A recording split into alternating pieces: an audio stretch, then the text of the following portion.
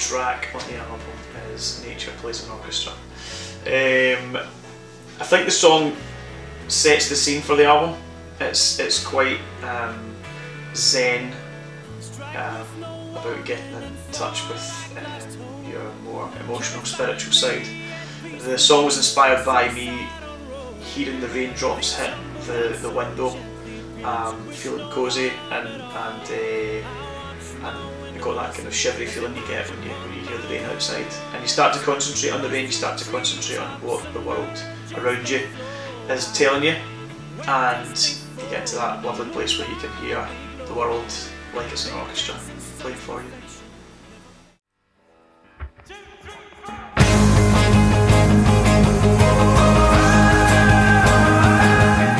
Tomorrow Never Comes is about being a little kid in the back of your mum and dad's car, driving through wherever you may be going. For me, it was summer holidays in Italy, with my two brothers in the back with us, sometimes some friends squeezed in as well. The road trip across Europe, from Scotland all the way to Italy, stopping in Germany and France and seeing all these amazing places. And I wanted to write about how much we learn as we're growing up about the world from what we sort of see from the back of a car. And then that evolved into once you're on the holiday, once you're there, that feeling of needing to stay in the present moment, because you're always worrying about when the holiday's going to end. So you're always thinking, oh no, there's only 3 days left, oh no, there's only 2, and you spoil it for yourself by wishing it away, by concentrating on how long, or the lack of how long is left of the holiday, rather than just enjoying the moment.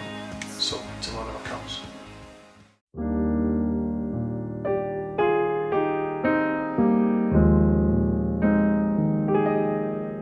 The Oaks is about how we personify objects at times. The Oaks was written about my first flat once I left the mother and father home, and we were there for a few years, and when we left, it's that nostalgic, sad, empty feeling that you get when you leave something that's got so many memories to you.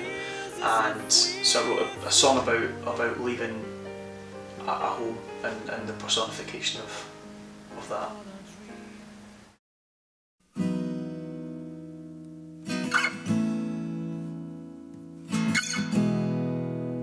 Getting better, without going into the big sob story, is about my journey with Lyme disease.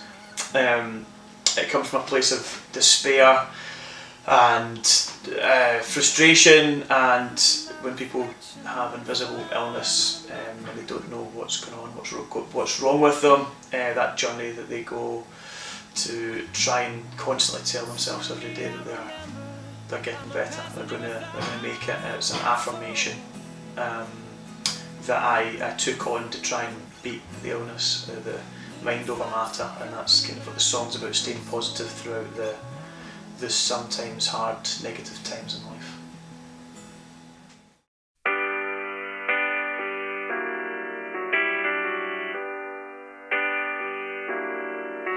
It's a rainy summer. Chasing the Dreams about the journey we go on to try and convince ourselves that everything's going to be great once we get the golden ticket to a record deal or something silly like that. So Chasing the Dream was about my own fears. It was about me looking back as myself as a young lad, thinking that I was full of great talent but full of lots of fears about what the world was about, and being kind of too scared to dip my toes in the water.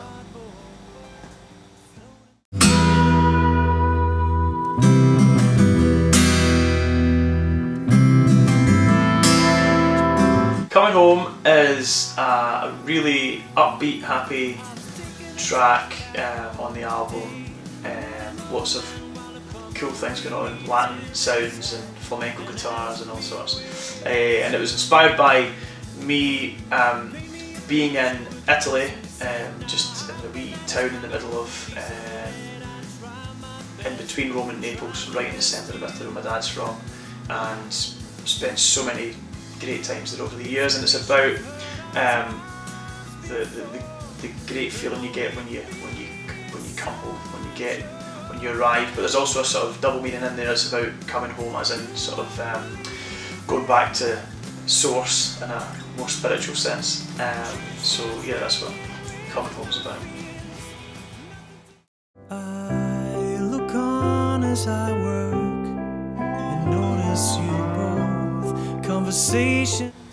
Sunset Hall is a pretty dark track.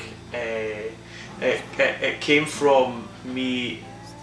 I was in a coffee shop early one morning and I was looking across, and I don't think I'd 100% woken up yet, and I looked across and I saw these two girls, and as time went on I realised that there were two older ladies, and it gave me the idea of thinking that they had sort of they'd grown old so very quickly, and then I thought that's probably what they felt as well, because time goes so quickly.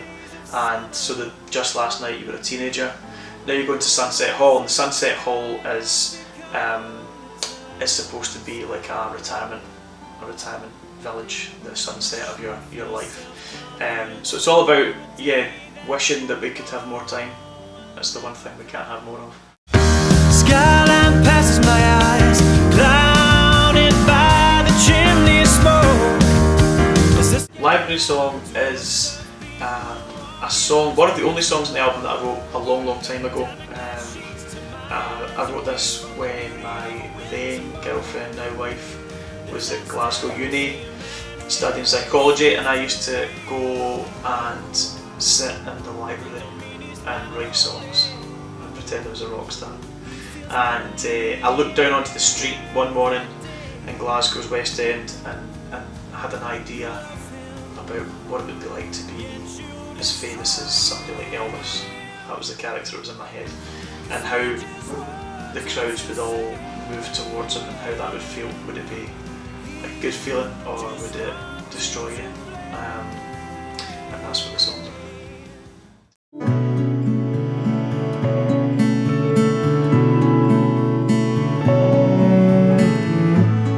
Roulette is a song. It was inspired by a night out in a casino with a lot of drink and a few friends who decided to join me in the conspiracy that we were being robbed by the casino. You know, that way when you have too many and you start thinking the world's conspiring against you to steal your money. And the song's about the events of that night, coming home at 6:12, daylight's already shining, and feeling like you've just had such a terrible night because you've lost all your money. But it was an awesome night because there's a story attached to it. So that's what that song's about.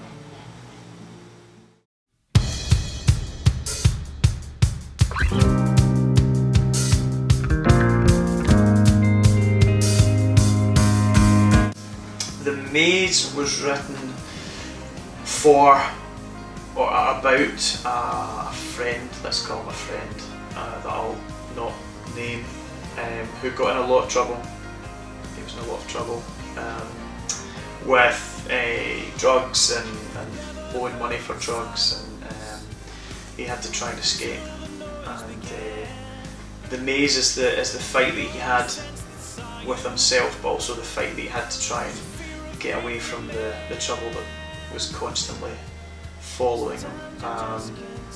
So yeah, I think we've all experienced being in a maze at some point. His maze was slightly more dangerous than some of the ones that I've encountered, and the song was about him trying to break free from that.